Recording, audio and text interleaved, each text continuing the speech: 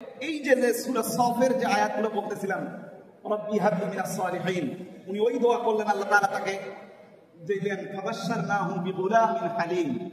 আমি তাকে, এখানে দেখেন আল্লাহ তাআলার লেসন হচ্ছে, শিক্ষাটা হচ্ছে মানুষকে দিতে যাচ্ছেন যেটা, যে আল্লাহ তাআলা বললেন, উনি বললেন রব্বি হাবলি মিনাস সালিহিন, আল্লাহ আমাকে নেককারদের মধ্য থেকে একজন সন্তান দান করেন, নেক সন্তান, নেককারদের মধ্য থেকে একজন সন্তান দান করেন।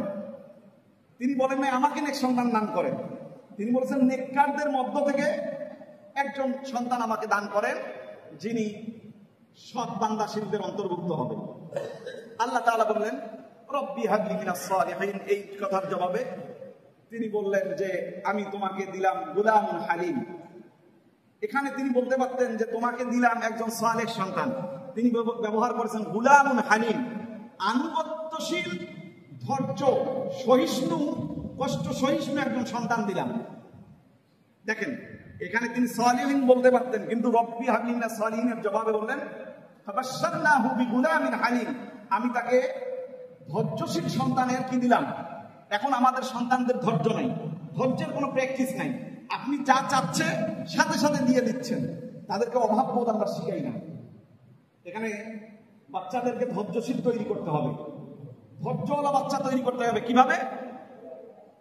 আপনার কাছে পর্যাপ্ত অর্থ আছে, কিন্তু সন্তানকে চাওয়া মাত্রই দেওয়া যাবে না, চাওয়া মাত্রই দেওয়া যাবে না, তাহলে তারা পাওয়ার আকাঙ্ক্ষার কারণে বেশি বেশি চাবে আপনার কাছে, তাদেরকে অভাব বোঝান, কষ্ট করতে হয়, আল্লাহর কাছে চাওয়া শেখান যে বাবা চাইলেই পাওয়া যায় না, কষ্ট করতে হয়, কসরত করতে হয়, ঘাম ঝরাতে হয়।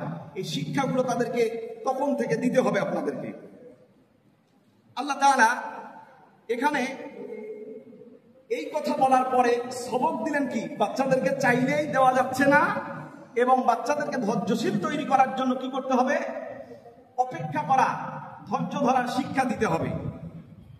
এখন আল্লাহ তাআলা এখানে দেখেন আবার বলতেছেন ফালাম্মা বালাগা মা'আহু সাইয়া সাইয়া ক্বালা ইয়া বুনাইয়া।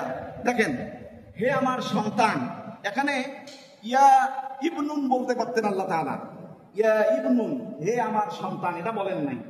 সন্তানের সঙ্গে পিতামাতা কোন ভাষায় কথা বলবে, সন্তানের সঙ্গে পিতামাতা কোন ভাষায় কথা বলবে আল্লাহ তাআলা এই আয়াতের মধ্যে, এটা শুধু কোরবানির শিক্ষা না, সূরা সফের 100 নং আয়াত থেকে 112 নম্বর আয়াতে আপনি দেখবেন সন্তান প্রতিপালনের শিক্ষা আল্লাহ তাআলা দিয়েছেন। ওই যে আল্লাহ তাআলা বলেন ইন্নী আরা ফিল মানামি আযবাহু আন্নী আযবাহু, আমি স্বপ্নে দেখলাম তোমাকে জব করতেছি, আর সন্তান এমনিতেই বলে দিবে যে বাবা আপনি স্বপ্নে যা দেখছেন আমাকে জব করে ফেলেন।